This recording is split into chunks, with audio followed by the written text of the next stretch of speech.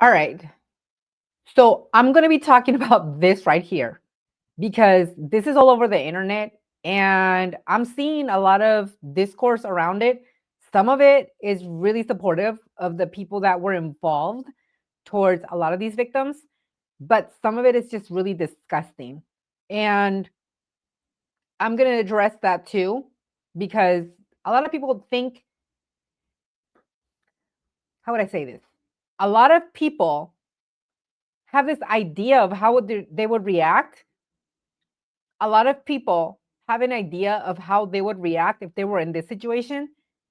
And somehow, because these people aren't reacting the way that they would have reacted, somehow they're suspicious now and they're dragging them. And I'm like, if you've never been in a situation and you don't know how you would react, you're just making stuff up now.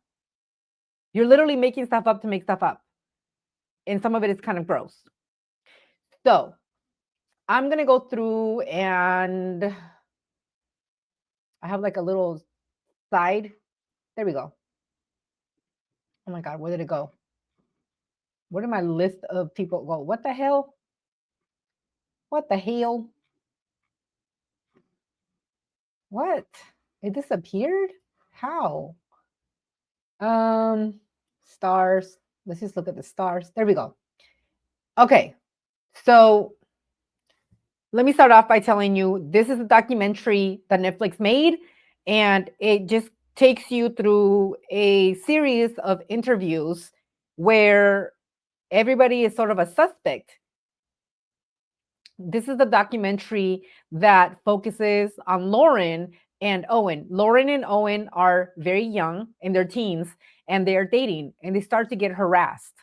And then everybody around them becomes a suspect because somebody is using technology to jumble numbers and spoof them, and nobody can figure out where they're coming from. So even if you change your number, if this person is close enough to somebody, they're just going to find out and start texting you again. And then on top of that, if you block a number, they're just going to use a different number to get a hold of you. So there's like no escaping this cyberbullying, this harassment that is happening. So the way the documentary felt to me was more like a clue. Like, I'm not saying that this is a game. What I'm saying is it kind of felt like the game Clue, how you're going through and you're just kind of eliminating people of suspicion based on evidence that you find. But it's difficult because at the end of the day, this evidence points towards some people and it points towards other people. You just don't know. You don't know who you're safe around. You don't know who is doing what. So at the end of, after you go through this whole process of getting to know all of these individuals in this town, it turns out that Lauren, who is one of the victims here, was being harassed by her own mother, Kendra. I don't know what's going on with these names, Kendra, but I mean, somebody pointed it out. Y'all just need to stop naming people Kendra. It's like cursed or something. Um, and I'm sorry to all the Kendras out there, okay? I'm just saying, like, it's it ain't looking good for y'all based on these two Kendras. Um, so I just want to really talk about each character and I want to not character. I want to talk about the people that it focused on and just some of the discourse that I have seen. So let's talk about Lauren. Lauren here is a young victim who or one of the young victims, but she is her mother is Kendra essentially. And her mother at one point was sending her very improper explicit messages that were very inappropriate for somebody at that age. And if my mother talked to me like that, I would have jumped out a window. Why would you be sending these things to me? Talking about oral pleasure and stuff like that. Like it was just so disturbing. At one point, Kendra tells Lauren to delete herself off this earth and then threatens her and says, "Do it before I do it." Y'all, that is so disturbing. And Lauren is basically taking on all of this. And at some point, I think she just kind of got sick of it. It just kind of became numb in a sense. Um, and Lauren still wants a relationship with her mother at the end of the day. She wants to heal that relationship. And people have a lot of thoughts about this, and people are being absolutely disgusting with their response. In my honest opinion, Lauren has every right to seek healing on her own. And just because it's not the way that you would do it doesn't mean that somehow she's in on it or she's suspicious. But even if she was in on it, even if she knew that this was going on because she caught her own mother, what is she supposed to do? This is her mom. Her mom is already bat poop crazy. What did you want Lauren to do? She's a child. In addition, Lauren cannot consent to any of this. So even if she was in on it, which I don't think she was, and people are being disgusting about it on the internet, claiming that she was in on it, even if that was the case, what did you expect her to do? It's just awkward to me how people are like, yeah, Lauren was in on it because she didn't react a specific way when the police told her or the detectives came in and told her that her mom was doing this. What did you want her reaction to be? Because this is what I think the public wants. I think the public wants for Lauren to react the way that they would have reacted. But if that's the case, somebody else would have come along and said, that's not the way I would have reacted. Why did she react like that? It's like there's no winning for her.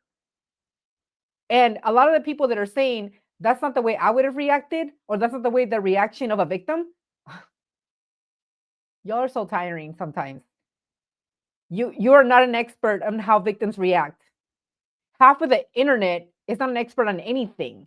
They just see a snapshot here and there, and they have this confirmation bias where it's like you see how victims react most of the time, and because one victim doesn't react the way the other victims reacted, all of a sudden they're guilty, they're suspicious, they're wrong.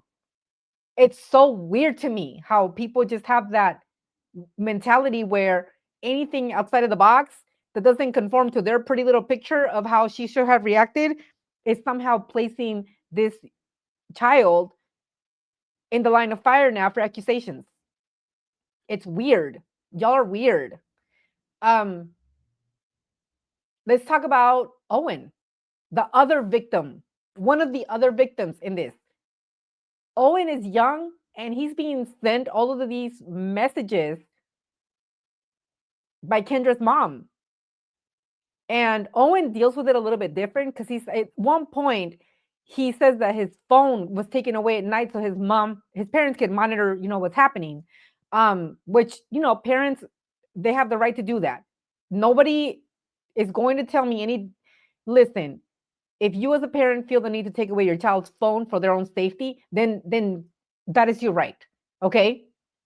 Yes, protecting children's privacy is important in not getting into their business and allowing them to grow and find out about stuff on their own.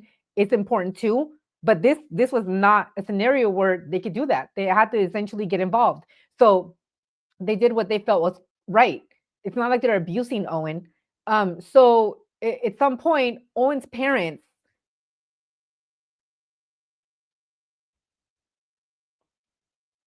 Jill and Dave, they wow.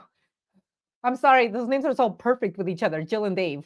Um, they start to really get involved and they start to um they're interacting with everybody in the town and they are trying to be protective of their child. Owen tends to deal with this in more of a, oh look, I'm getting another text message again, what's new, right? He's learned to process this very differently. Lauren is the one being attacked. Owen is a bystander of the attacks but also being impacted himself. So Owen deals with this in a way that makes sense to him, which is ignore it because there's nothing you can do about it. But his parents are also very concerned. At the end of the documentary, Owen says that he does not talk to Lauren. He does not want a relationship with Lauren. Good luck to her, but he has no ambition of talking to her. And he has every right to feel like that too. You know, um, that's his right to feel that way. Everybody has the right to do what they want to do with their life. As long as it's not hurting other people, it's fine.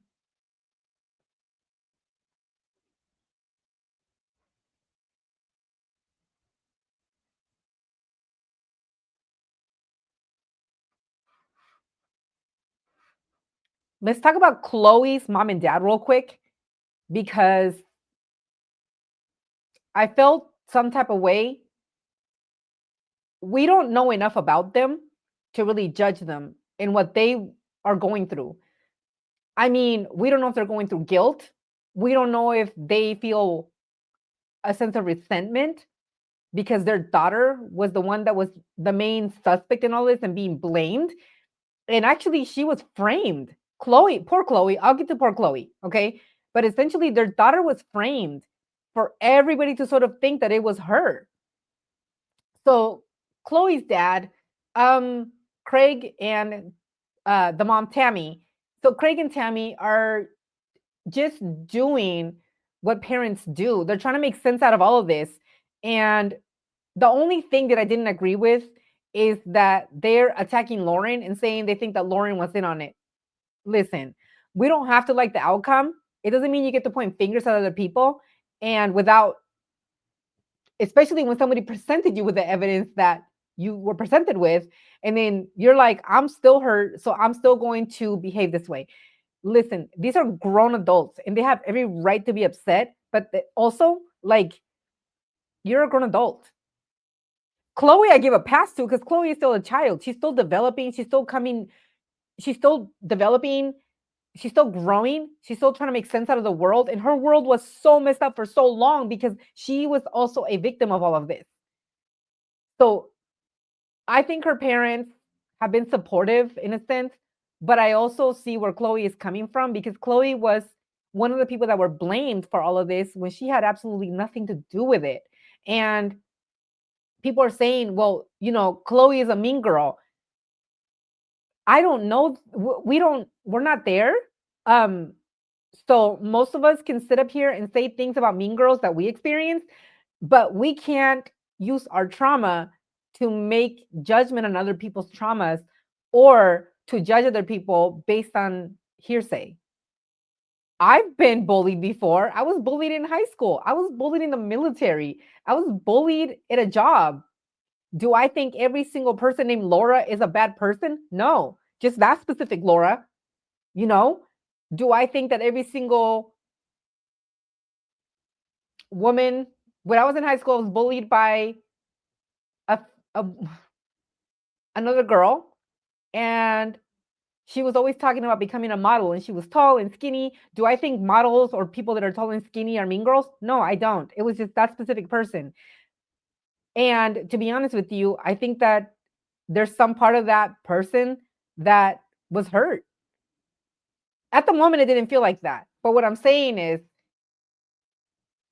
Chloe is probably going to be more reserved now and a little bit more guarded because of this experience. And she probably became really guarded when she was being blamed for everything. And it just like, if she was already a guarded person, that just probably like amplified all of the reasons that she was already guarded. I can see why Chloe is upset. What I don't see is how her mom and dad are feeding into this and blaming Lauren. You're a whole ass adult blaming a child. How dare you? That is, I have no words, none.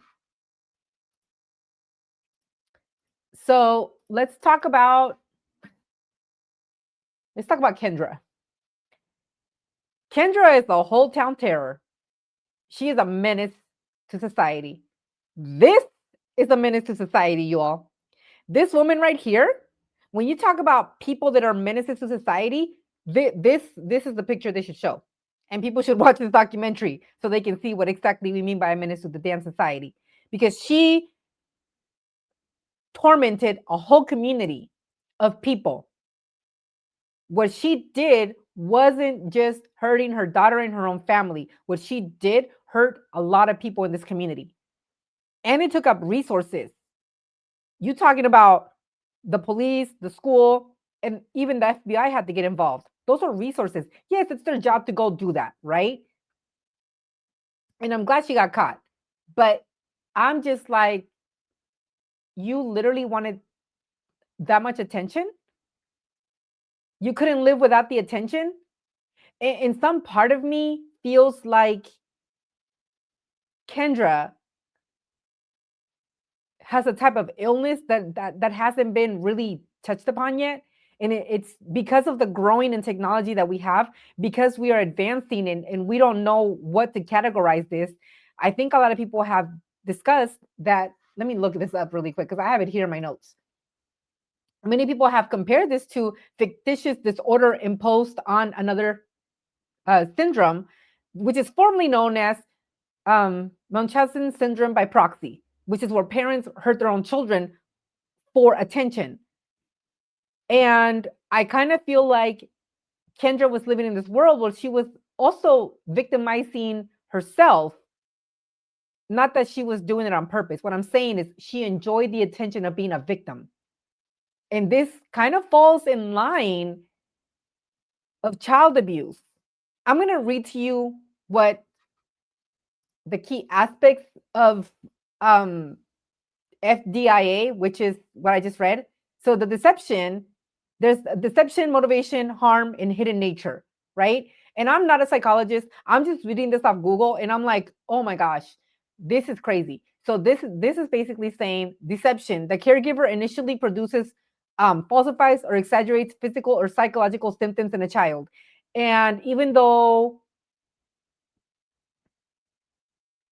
Lauren wasn't displaying psychological she wasn't displaying the symptoms because psychological abuse looks very different.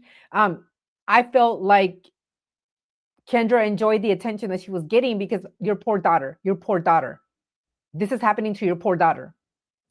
The motivation, the behavior is not for tangible gain, such as money. Instead, the motivation is often a psychological need for attention, sympathy, or to feel in control by assuming the role of a devoted caregiver.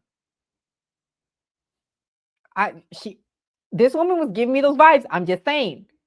I'm just saying, I think we need to like reclassify the way that we deal with cyber crimes or harassment of this type.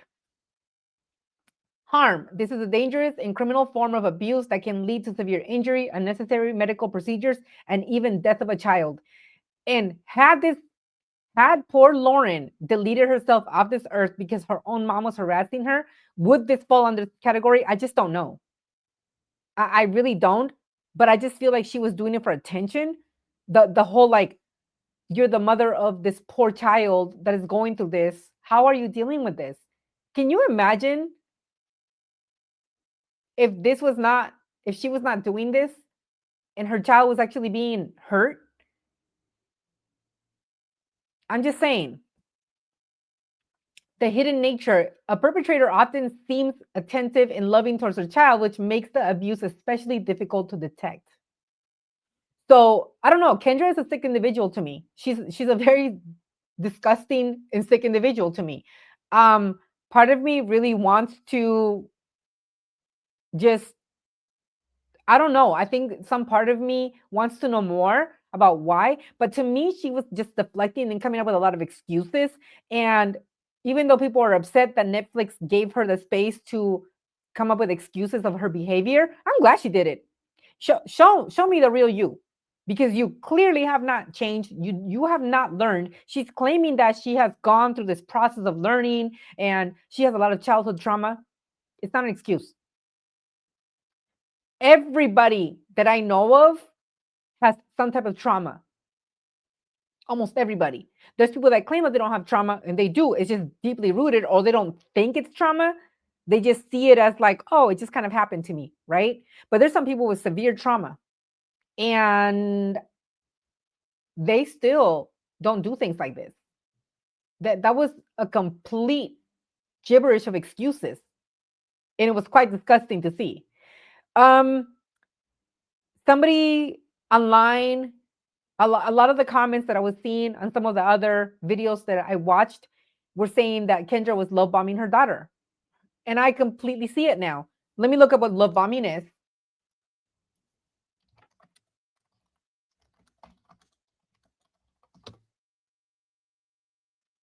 And this happens a lot with abusive parents, by the way. Okay. Um, so in psychology, love bombing has two different contexts in relationship to children. One is manipulative and harmful, and the other one is therapeutic technique for strengthening a parental bond. The key difference between the two is the parent's intent and whether the actions are manipulative. So, love bombing as a manipulative tactic used to gain control. This behavior is a form of emotional abuse that can be specific. Oh my God, I can't read. Let me start all over again. Love bombing as a manipulative tactic used to gain control. This behavior is a form of emotional abuse that can be especially damaging to a child's psychological development. This is often associated with parental alienation, where one parent uses the child to undermine the other. So, um, in this case, Kendra is sort of love bombing her child in a sense, and I do think she's being manipulative. Um, and it was garbage. It was just it was so weird that she thinks that we don't see this. It's almost like she lives in her own little world where it's okay because she's not, I don't know, maybe she's not seeing the feedback, or maybe the feedback that was provided for her during therapeutic sessions, because we all know therapy is where you feel safe, was just I don't know. It reassured her that what she was doing was not wrong. I don't know how to say this. We all know therapy is safe, and sometimes therapy, I think, can backfire. And I think in this case, Kendra used to. Why is it both Kendras? What? Let me tell you something about the word Kendra. The name Kendra, it's like, why? Okay, let me stop, because there's that other Kendra who fell in love with her psychiatrist, and that. Listen, all right. So, it's just, yeah, Kendra is a whole menace. She took no accountability, and then she even compared what she did to a traffic violation or something like that. And it's like, well, those people are also criminals. They just don't get caught. No, ma'am, there is no comparison. You abused your own child. You psychologically manipulated the whole situation. The whole town was after you, and they didn't even know it because you were sitting right there looking for you. You were on this. Listen, Kendra is the type of person that shows up to the search party looking for herself. That's who she is. You ever seen that meme where it's like, or it was like a story where like a guy shows up and he was drunk. He woke up from a hangover and he was out searching only to find out that people were searching for him. That's Kendra. Kendra really thinks that what she did was not wrong. So she was essentially searching for the boogeyman when she is the boogeyman. It's a mess. It's a whole mess. Um, I I want to talk about how people were reacting to, I think his name is Sean, right? Sean? Yeah, Sean, who is Lauren's dad. People were saying that how is it that he's more upset that Kendra didn't have a job instead of being upset about what Kendra did to her own daughter? Listen, everybody has their own way of reacting. Once again, I'm going to just repeat it. Just because somebody didn't react the way that you would have reacted or the way that you think you would have reacted in that situation doesn't mean that it's wrong. He was immediately protective of his own child, and he's giving her, he's respecting her choices. And Lauren at the end of the day said that she wants to go to college and study criminology. I All I see is a supportive dad who is struggling with the dynamics of losing his wife, losing his whole family to this whole mess, and knowing that he's going to have to listen. He's not perfect. No parent is. But should we be judging people based on one snapshot of what they showed? Clearly, he has been doing a good job in raising Lauren by himself. Well, I don't know if he's with somebody else. I'm just saying the appearance is that he took on the only parental role available to Lauren at this time, and he's been doing what he's supposed to. Just because you saw one snapshot doesn't mean that he didn't go through a whole process of dealing with this. This is a shock. It is a shock that your child is being tortured by somebody on the internet and happens to be your wife. mother to your child. So I don't know. The criticism is just weird to me. Um, that's all I'm going to cover. It's based on the characters. What I do want to talk about, that's all I'm going to talk about based on these characters. And but what I do want to go over is the comments that I've seen that are just,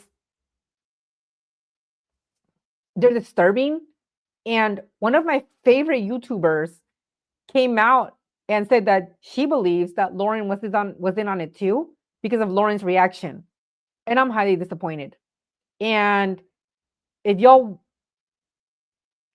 see somebody who is reacting in a specific way,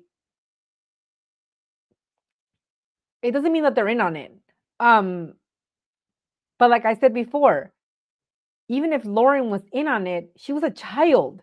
It doesn't matter at this point, you know. And I think if she was in on it, she would have said something by now. Children have generally a very difficult time keeping things like that to themselves. And once you're interviewed by police and detectives, it is very hard for children generally to not come out and slip up with the truth. That is their, essentially their downfall at the end of the day, because they're kids and they don't think out the consequences of their behaviors. Their prefrontal cortex is still developing. So it's like they can't understand the future yet. So I just don't think that she is in on it.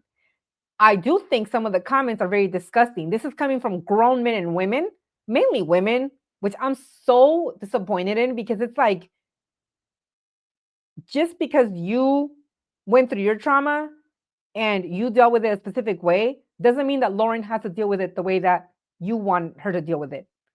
It's not going to make everybody happy. I work with children and families, and I've seen some disgusting behavior from parents, and their children still defend them in front of a judge, in front of law enforcement, in front of social workers, in front of everybody. And I mean horrific stuff that these people have done to their own children. And these kids still go back for their parents.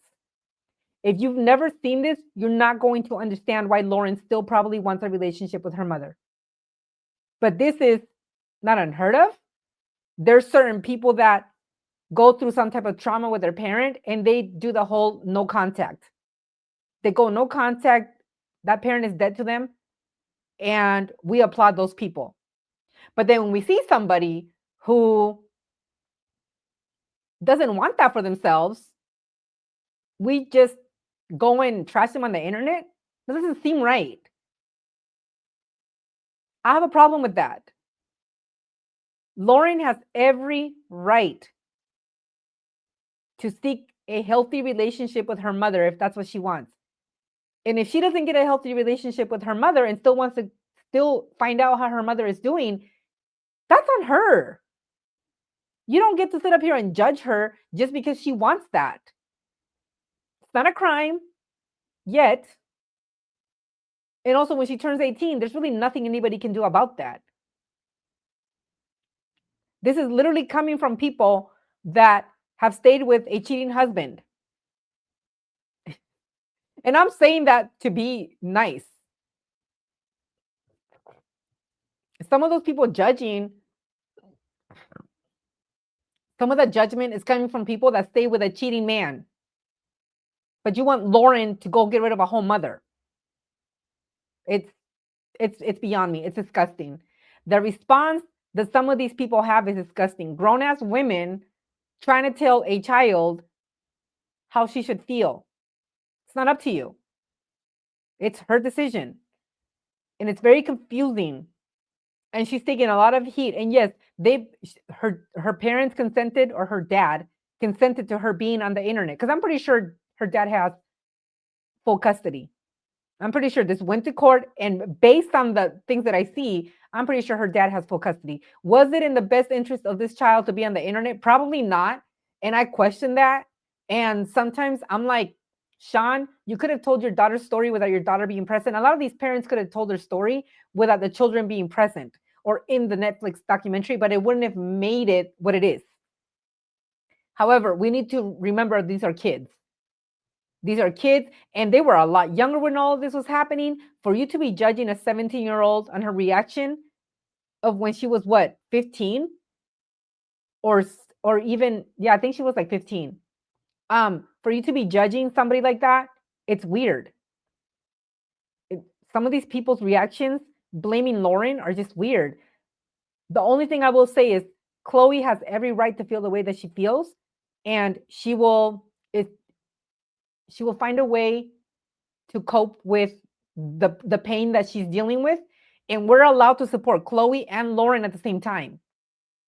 You don't have to take sides just because you believe Chloe is hurt. I get where Chloe is coming from. I'd be so upset. I see that young child and I'm like, I'm so hurt for her.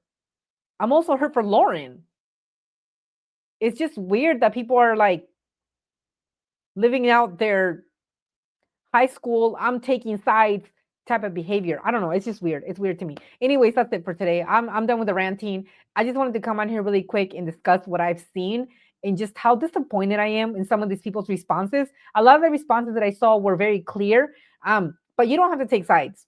You can be support. Two things can be true. You can feel bad for Chloe, and you can feel bad for Lauren. You can feel bad for um